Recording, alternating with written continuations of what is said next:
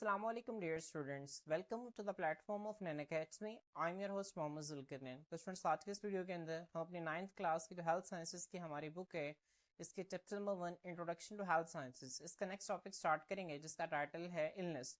Students इससे पिछले lecture के अंदर हमने हेल्थ को स्टडी किया, हेल्थ के कैरेक्टरिस्टिक्स को स्टडी किया। इसके अलावा स्टूडेंट्स हमने हेल्थ के 3 मेजर एस्पेक्ट्स को देखा जिसमें फिजिकल वेलबींग आता है, मेंटल वेलबींग आता है और सोशल वेलबींग आता है। तो स्टूडेंट्स मैं उम्मीद करता हूँ कि आप लोगों को वो लेक्चर जो है वो अच्छी तरह से समझ आ गया होगा। तो स्टूडेंट्स इलनेस में अगर आप देखें तो आपकी बुक में ठीक है इस तरह से स्टार्टिंग इंट्रोडक्टरी में पैराग्राफ है ना जिसमें 3 लाइन्स लिखी हुई हैं। तो स्टूडेंट्स आपने इसको जहन में रखना है। सबसे पहली लाइन देखें स्टूडेंट्स इसमें वो क्या कहते हैं, बच्चों वो कहते हैं कि इलनेस क्या होता है। अच्छा देखें इलनेस पे सबसे एक मतलब ना वैसे और कर लेते हैं कि इलनेस आखिर होता क्या है। बच्चों इलनेस हम आम जुबान में ना ठीक है हमने सुना होगा लफ्ज़, आपने सुना होगा वो इल है, वो बीमार है।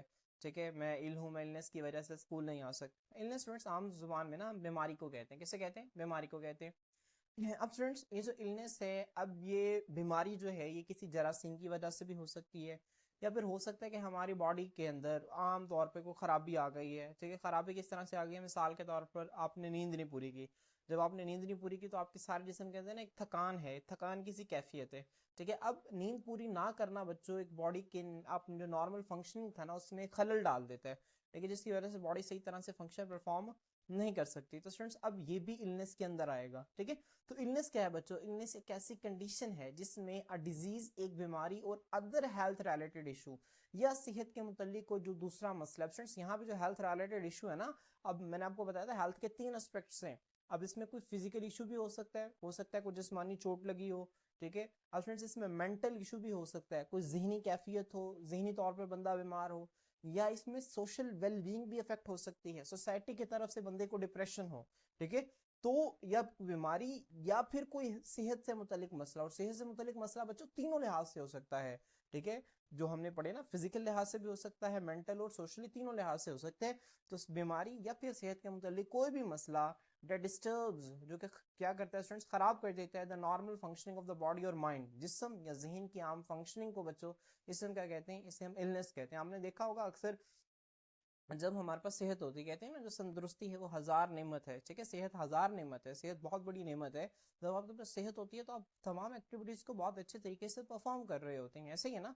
लेकिन जब आप थोड़े से भी बीमार पड़ जाते हैं तो आप ऐसे लगते हैं जैसे आपके जिस्म का कोई हिस्सा जो है वो काम करना ही नहीं चाहता, या आप काम करने की कोशिश करते हैं आपको ऐसे लगता है कि आपके पास एनर्जी ही नहीं है, आपका जहन ही नहीं काम कर रहा। बहुत छोटी छोटी गलतियां होती हैं, आप चीज़ों को फौरन से भूल जाते हैं। क्यों? क्योंकि स्टूडेंट्स जो इलनेस है ना एक ऐसी कंडीशन है जिसमें हमारी बॉडी की और हमारे माइंड की जो नॉर्मल फंक्शनिंग है ये डिस्टर्ब हो जाती है। और बच्चों डिस्टर्ब क्यों होती है? ये किसी बीमारी की वजह से भी हो सकती है या फिर किसी सेहत के मतलब किसी मसले की वजह से भी हो सकती है। क्लियर? तो स्टूडेंट्स आगे देखें इलनेस की ना डेफिनेशन को बोल्ड करके लिखा हुआ है उसने।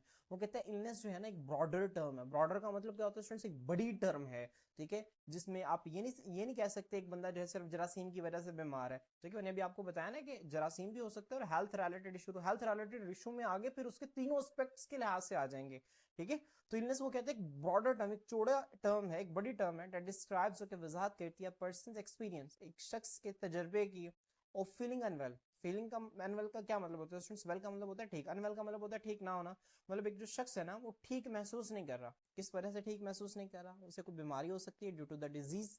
ठीक है उसके बाद डिसऑर्डर, कोई खराबी हो सकती है स्टूडेंट्स, या फिर सेहत के मतलब कोई और मसला हो सकता है। ठीक है तो स्टूडेंट्स इलनेस क्या है? आप आमतौर पे जो बीमार बंदा होता है ना वो कहता है यार तबीयत सी ठीक नहीं है, मजाज ठीक नहीं है।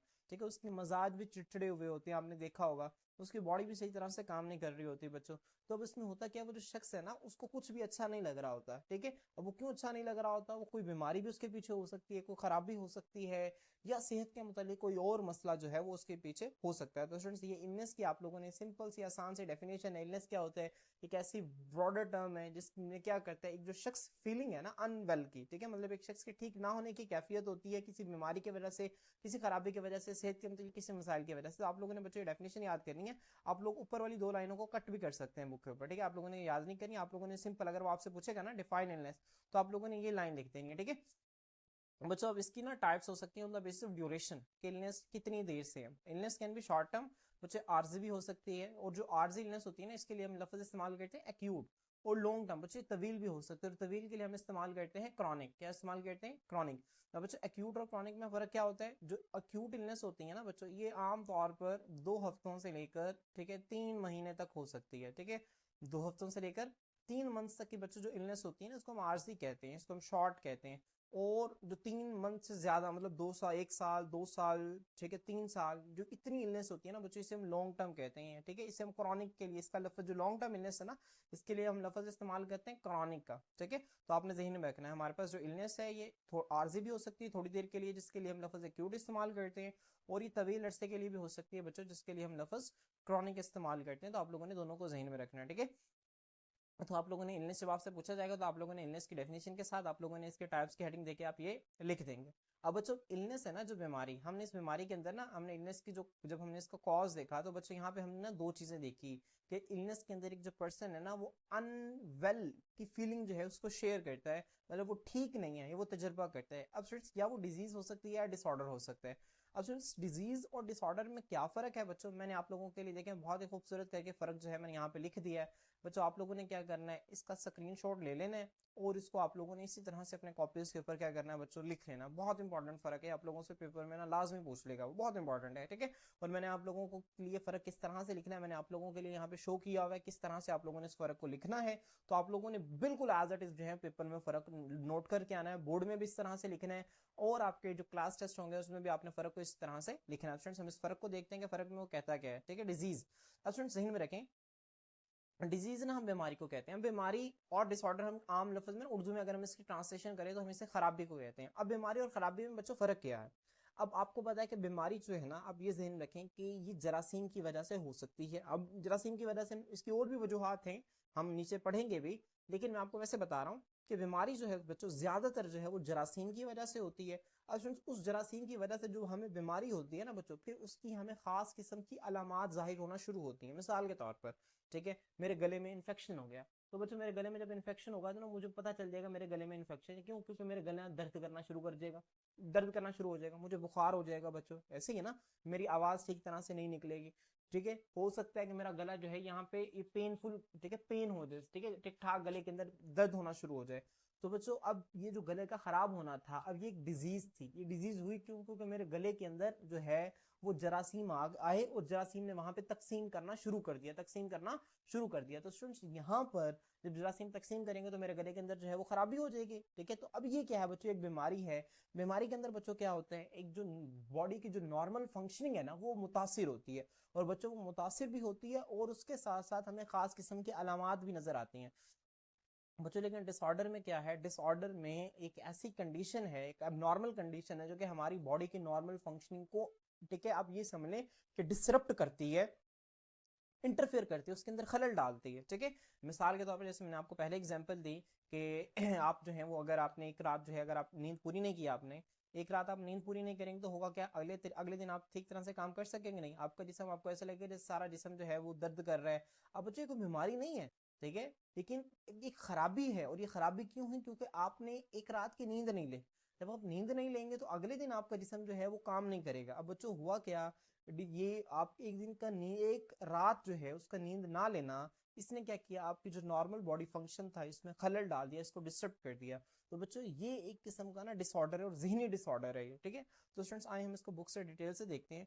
वो कहते हैं एक डिजीज जो है वो एक ऐसी स्पेसिफिक कंडीशन, ऐसी खास हालत है that affects the normal functioning of the body और माइंड, जो कि बच्चों जिस्म की और जहन की जो आम नॉर्मल फंक्शनिंग है ना, जो नॉर्मल तरीके से काम करना है बच्चों, इसको क्या करती है? मुतासिर करती है। मैंने अभी आपको बताया ना कि इसकी वजूहात क्या होती है। इसके कॉजेज को देखते हैं बच्चों।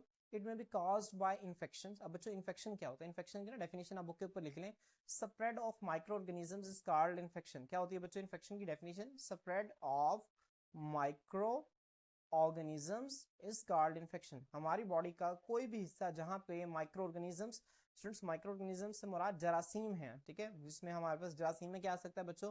जैसे हम इसमें इंशाल्लाह अगला लेक्चर होगा ना हमारा, उसमें हम जरासीम को देखेंगे बच्चों। इसमें हमारे पास बैक्टीरिया आ सकता है, इसमें वायरसेस आ सकते हैं, इसमें फंजाई आ सकते हैं, जो कि हमारे जिस्म के अंदर जाके जो है जब वो जाएंगे तो वो तकसीम करना शुरू कर देंगे। जब वो तकसीम होना शुरू होंगे तो बच्चों वो हमारे जिस्म के अंदर बीमारी फैला देंगे।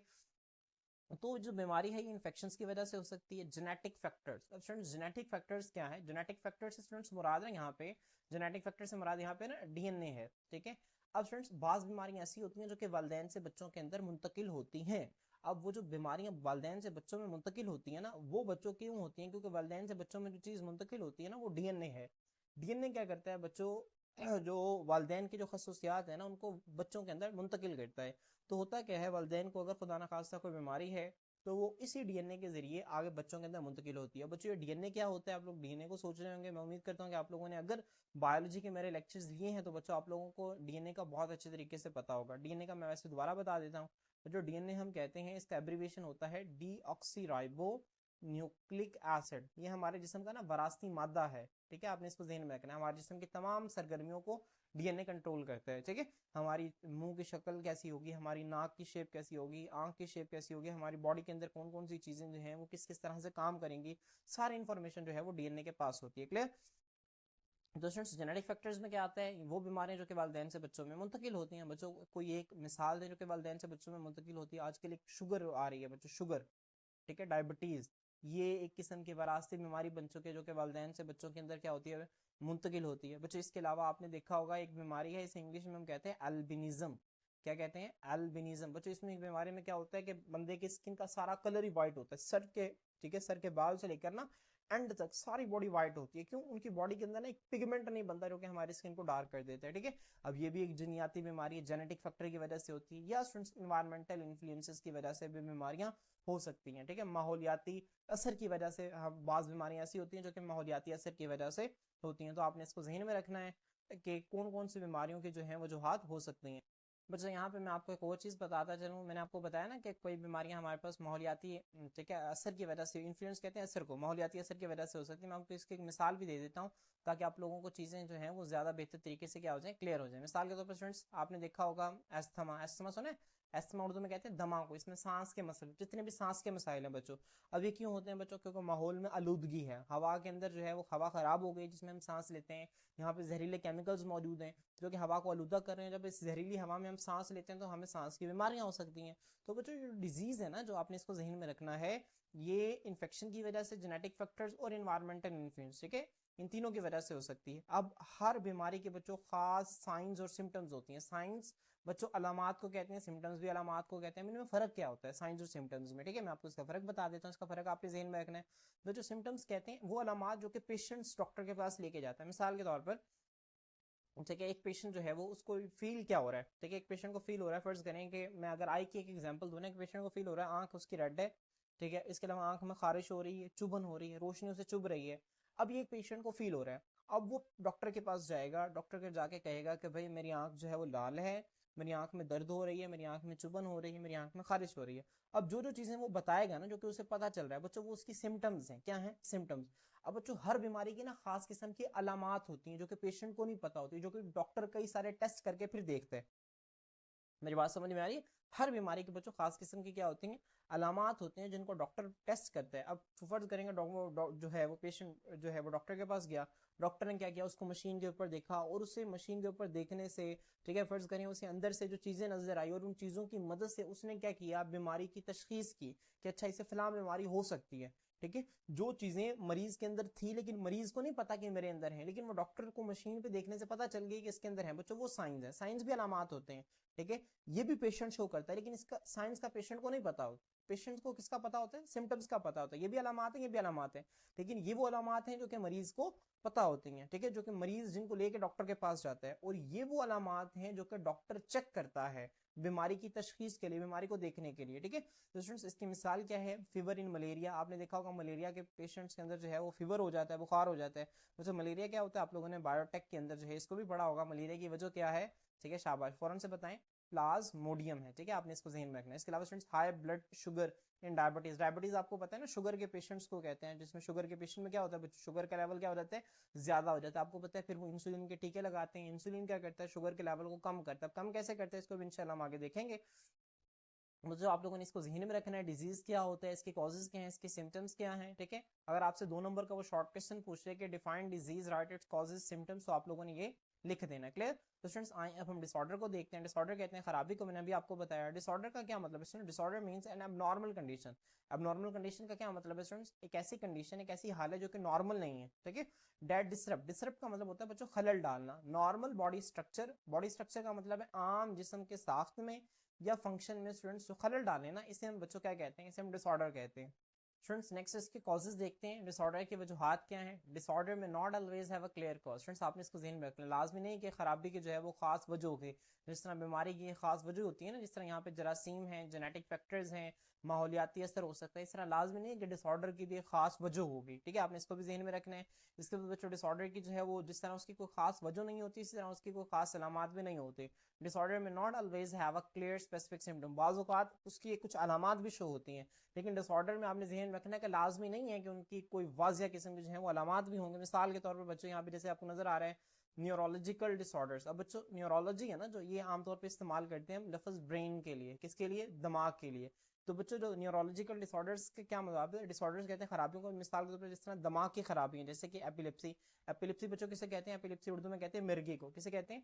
मिर्गी को। अब बच्चों मिर्गी का आपने देखा होगा, मिर्गी के पेशेंट्स में ना उन्हें ना एक अटैक आता है, जिसे मिर्गी का दौरा कहते हैं, कि मिर्गी का दौरा पड़ गया। अब देखें वो बंदा बिल्कुल ठीक है, नॉर्मल खड़ा हुआ है, उसे नहीं पता कि मुझे मिर्गी है। ठीक है? उसके अब उसकी बॉडी के अंदर इस तरह की कोई जो है वो जरासीम भी नहीं है। अब उस बंदा बिल्कुल ठीक है, अचानक से क्या हुआ बच्चों? उसे मिर्गी का दौरा पड़ गया।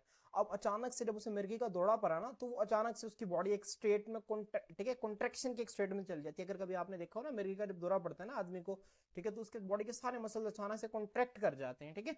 तो जब एपिलिप्सी जो है ना बच्चों, मिर्गी का दौरा, अब ये क्या है बच्चों? ये खराबी है। अब ये लाजमी नहीं है कि ये किसी जरासीम की वजह से हो रही है। ठीक है? ऐसा बिल्कुल भी नहीं है किसी जरासीम की वजह से हो रही है। और बच्चों ऐसा भी नहीं है कि यहाँ पे कोई क्लियर कट अलामात शो हो रही हैं। अभी हो सकता है कि थोड़ी देर के लिए अचानक से जो है मिर्गी का दौरा पड़े और 2-3 मिनट के बाद बच्चों को क्या हो जाए? वो ठीक भी हो जाए, पेशेंट जो है वापस अपनी नॉर्मल कंडीशन के अंदर जो है वो वापस आ जाए।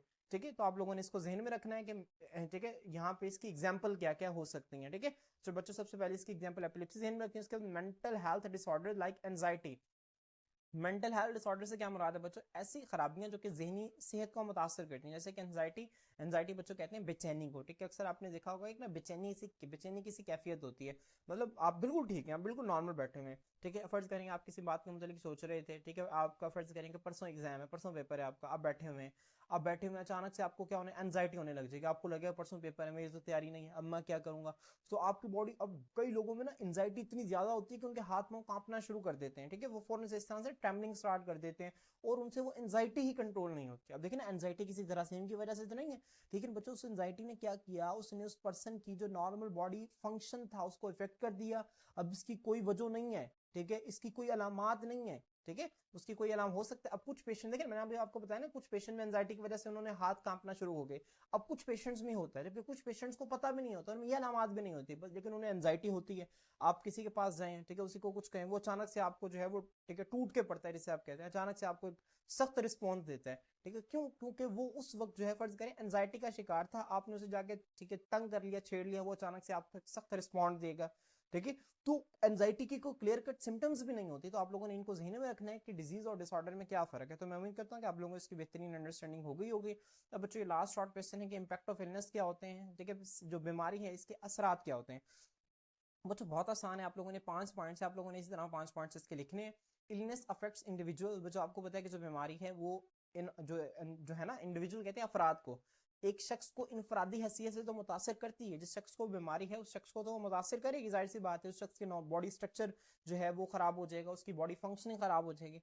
बच्चों साथ ही साथ फैमिलीज को भी मुतासर करती है। फैमिलीज को क्यों मुतासर करती है? फर्ज करें कि ठीक है एक शख्स को बीमारी है, अब वो बीमारी में जाहिर सी बात है उसकी बॉडी फंक्शनिंग तो नहीं करेगी सही तरह। अब उसको संभालना किसने? उसकी फैमिली ने संभालना है। अब जो फैमिली के पास और बड़े काम है करने के लिए, अब जब स्टूडेंट्स उन पे एक बीमार शख्स की जिम्मेदारी पड़ जाएगी तो उससे पूरी की पूरी फैमिली इफेक्ट होती है। ठीक है? आपने देखा होगा घर में कोई भी एक बीमार हो ना, तो सारी की सारी फैमिली से इफेक्ट होती है। और बच्चों हत्ता के ये जो बीमारी है इससे सोसाइटी भी एज अ होल, सोसाइटी मतलब माशरा भी इससे मुतासिर हो सकता है। बच्चों माशरा कैसे मुतासिर हो सकता है? कुछ ऐसी बीमारियां जो कि बड़ी तेजी से फैलती हैं, जैसे आपने देखा होगा कोविड-19। अब ये बीमारी थी, ठीक है, वायरस था ना, वायरल डिजीज थी, वायरस की वजह से होती थी। अब ये बच्चों बीमारी थी जो कि बहुत तेज से फैलती थी। अब एक जानदार की वजह से, अब इस बीमारी की वजह से पूरी की पूरी सोसाइटी मुतासिर हुई, बल्कि पूरी की पूरी दुनिया मुतासिर हुई। तो आपने इसको ज़हन में रखना है कि बीमारी की वजह से, ठीक है, इनफरादी हैसियत में भी लोग, ठीक है, फैमिली खानदानी लिहाज से या माशरती लिहाज से लोग जो है मुतासर हो सकते हैं। When a person is ill, जब एक शख्स बीमार होता है, ही फेसेस डिफिकल्टी, उसे मुश्किल महसूस होती है टू परफॉर्म डेली टास्क, रोजाना के काम करने में वो मुश्किल महसूस करते हैं।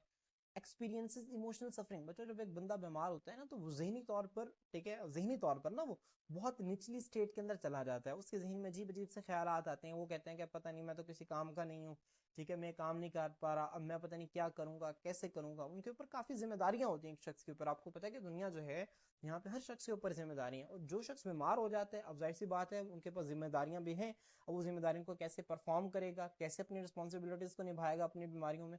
तो इस कंडीशन के अंदर बच्चों को एक ना इमोशनल सफरिंग, जज्बाती तौर पर ना एक तनाव का शिकार हो जाता है, पसमानदगी का शिकार हो जाता है, उसको फील करता है, एंड रिक्वायर्स मेडिकल ट्रीटमेंट, और उसे जो है वो तिब्बी इमदाद की जरूरत होती है। ठीक है, आपने इसको जहन में रखना है कि इलनेस की एक असर हो सकता है। इसके बाद बच्चों को क्या है, the family of an ill person faces financial burden. अब बच्चों जो बीमार शख्स है ना, उसकी जाहिर सी बात है फैमिली को इलाज करवाने के लिए जाहिर सी बात है डॉक्टर्स के पास जाना पड़ेगा। डॉक्टर्स के पास जाने की जाहिर सी बात है, आप डॉक्टर मेडिसिन लिख के देगा। अगर आप प्राइवेट सेटअप पे लेके जा रहे हैं तो वहाँ पे ज्यादा सेटअप, गवर्नमेंट सेक्टर में भी इनफेक्ट लेके जा रहे हैं, लेकिन वहाँ पे भी डॉक्टर आपको मेडिसिन लिख देगा, लेकिन आपने परचेज तो वो खुद करनी है ना। तो जो एक शख्स अगर बीमार हो गया तो बच्चों वो पूरी की पूरी फैमिली के ऊपर फाइनेंशियल बर्डन डालता है। फाइनेंशियल कहते हैं माली लिहाज से, बर्डन कहते हैं दबाव को, ठीक है, due to medical expenses, expenses कहते हैं अखराजात को, ठीक है, तिब्बी अखराजात, मेडिकल एक्सपेंसेस तिब्बी अखराजात की वजह से बच्चों जब एक शख्स बीमार होता है तो पूरे के पूरे जो है वो फैमिली के ऊपर वो क्या करता है, ठीक है, फाइनेंशियली पैसों के लिहाज से एक जो है वो बोझ बन जाता है। आपने इसको भी जहन में रखना है, ये भी इसका एक इम्पैक्ट है इसका। बच्चों इसका अगला इम्पैक्ट है, it limits families overall wellbeing. जो बीमारी है ना ये पूरे खानदान की जो मुकम्मल तौर पर जो सेहत है ना उसको मुतासर कर देती है। आपने देखा होगा अगर कोई शख्स घर में बीमार है तो ऐसे जो है वो खास एक्टिविटीज भी परफॉर्म नहीं की जाती, खुशियां भी नहीं मनाई जाती, ठीक है, आमतौर पे ऐसे बर्थडे सेलिब्रेशन जो होती हैं आमतौर पर ये भी नहीं की जाती, क्योंकि फलां शख्स जो है बीमार है, वो क्या सोचेगा, वो बीमार है, हम जो है वो सेलिब्रेशंस कर रहे हैं। तो एक खानदान की मुकम्मल तौर पर जो वेलबींग है ना इसको इफेक्ट करते हैं इलनेस, ठीक है, ये भी एक इसका बड़ा इंपैक्ट है। इसके बाद देखें, एट द सोसाइटी लेवल, माशरती सतह पर wide spread illness reduces productivity. अब वाइड स्प्रेड का क्या मतलब होता है, तेजी से फैलने वाली, ठीक है, वाइड स्प्रेड का क्या मतलब होता है, तेजी से फैलने वाली। बच्चों जो इलनेस है ना, बीमारी है, ये रिड्यूस कम कर देती है प्रोडक्टिविटी। बच्चों प्रोडक्टिविटी किसे कहते हैं, प्रोडक्टिविटी का मतलब होता है पैदावार। पैदावार से मतलब यहाँ पे क्या मुराद है बच्चों, आप सोसाइटी के अंदर ना, हर इंसान सोसाइटी के अंदर एक अपना रोल प्ले कर रहा है, ठीक है, हर इंसान सोसाइटी के अंदर प्रोडक्टिव है, ठीक है, वो अपना एक रोल प्ले कर रहा है, वो अपना एक काम कर रहा है। जब बीमारी की वजह से जब पूरी की पूरी सोसाइटी अफेक्ट होती है ना बच्चों, एक शख्स की नहीं पूरी सोसाइटी, जैसे आपने देखा होगा कोविड-19 के अंदर पूरी की पूरी सोसाइटी जब इफेक्ट हुई तो आपने देखा कि सोसाइटी के अंदर, ठीक है, जो प्रोडक्टिविटी थी ना वो कहाँ पे आ गई, मतलब सारी इंडस्ट्रीज बंद हो गई। जब सारी इंडस्ट्रीज बंद हो गई तो मुल्क की जो प्रोडक्टिव ओवरऑल नेशन की प्रोडक्टिविटी देखें वो भी नीचे आ गई, ठीक है, ग्रोथ रेट नीचे आ गए सारे के सारे। तो स्टूडेंट्स ये है जब सोसाइटी लेवल पर बीमारी आती है तो वो प्रोडक्टिविटी है ना, जो हमारी जो पैदावार है चीज़ों की, उसको बहुत हद तक कम कर देती है, और एक इंसान की जो एक्टिविटीज़ है ना जो परफॉर्म करता है इसको भी कम कर देती हैं। इंक्रीजेज हेल्थ केयर कोस्ट, और जो स्टूडेंट्स जो हेल्थ केयर कोस्ट है ना, जो सेहत की देखभाल के लिए जो अखराजात हैं बच्चों इसको भी बढ़ा देते हैं। आपने अक्सर देखा होगा गुज़श्ता दिनों में ना, ठीक है, अशुभ चश्म किसे कहते हैं, आइज की रेडनेस की ना बड़ा कॉमन हो गया था एक बीमारी, ठीक है। अब इसमें स्टूडेंट्स हुआ क्या, वो ड्रॉप्स जो थे वो शॉर्ट हो गए, ड्रॉप शॉर्ट हो गए, तो ड्रॉप शॉर्ट होने से क्या हुआ स्टूडेंट, अब वो ड्रॉप्स मिल नहीं रहे थे, वो ड्रॉप स्टूडेंट्स जो कि आमतौर पर 100-150 के मिल जाते हैं वो 500 550 तक मिल रहे थे। इस तरह आप देखें ना, अब कहीं दूर ना जाए, कोविड को देख लें, अगर आपने कोविड में देखा हो, कोविड में एक मास्क जिसकी कीमत, ठीक है, 3-4 रुपए भी नहीं है, वो मास्क आप यकीन करें 50-50 रुपए के बिकते रहे हैं, ठीक है, वो मास्क जिसकी कीमत 3-4 रुपए भी नहीं है।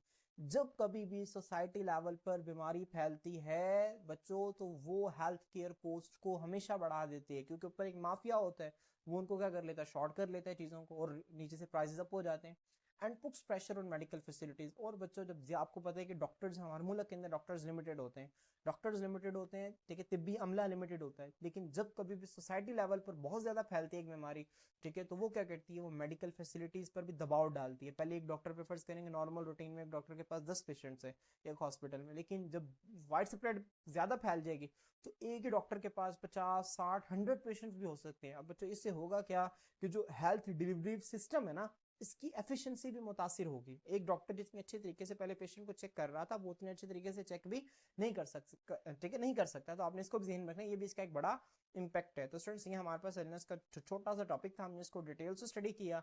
आप लोगों ने इसको इसी तरह से ध्यान में रखना है। हेल्थ साइंसेस बहुत इंटरेस्टिंग बुक है, बहुत मजे की किताब है, आप लोग इसके अंदर बहुत कुछ सीखेंगे।